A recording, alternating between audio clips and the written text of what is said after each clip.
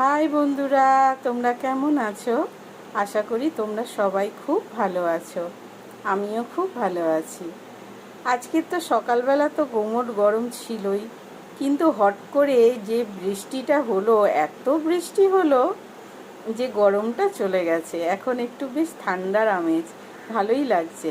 তোমাদের কোথায় কোথায় কার কার মানে বৃষ্টিটা হয়েছে, কোন কোন জায়গায়, আমাকে কমেন্ট করে জানিও।